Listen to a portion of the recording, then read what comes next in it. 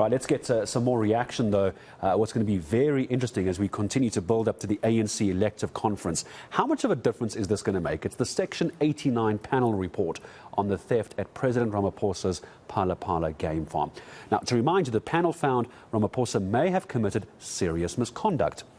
Well, Business Unity South Africa CEO, or BUSA CEO, Coovadia, always very kind with his time in joining us this morning. So let's just get your reaction then, Cass, on the report that came out yesterday. I heard, was speaking to Phala earlier, saying he hadn't really looked at the report as yet, but they're having an emergency NEC meeting tonight. I imagine you have. What's your take on it? Well, look, it's an independent commission. They've made comments that the president may have violated legislation, anti-corruption legislation, and they make certain recommendations.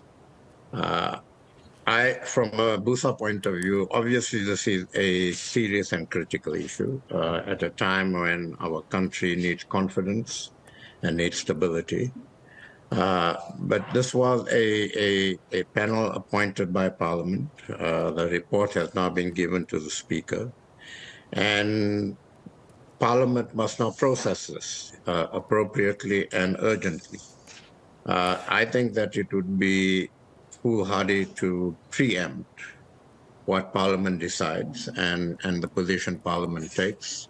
We need this process to reach its conclusion. The report is now in, and the Speaker has to urgently process it. Obviously, the ANC will make its call at its meeting today.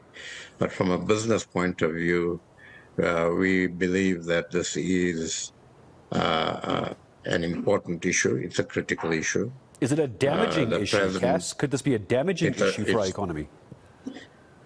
Well, if it could be a damaging issue for our economy, because again, it just sends out the message that things are happening in our politics that's negatively impacting on our economy. And I've always been of the view that we have a political problem in this country, not an economic problem in this country. And so that's why I think it is absolutely critical for this to be dealt with very, very quickly, but dealt with properly, and the proper process needs to be followed. Parliament needs to process this urgently. The Speaker needs to act on it urgently. And whatever Parliament then decides, we have to actually follow and respect. Are you able in any way, I understand we're waiting for the inquiry itself into this as well, and for what Parliament and the National Assembly is going to do. Is there a tangible impact that you can paint for me, the kind of damage this could do? When you say damage, are we talking about certain sectors, or are we talking about sentiment and confidence? No, I think it's sentiment and confidence, because President Ramaphosa, through all of the problems we've had, has interacted well with business, has interacted well, and we right now in the process of working with the presidency to actually implement his energy plan.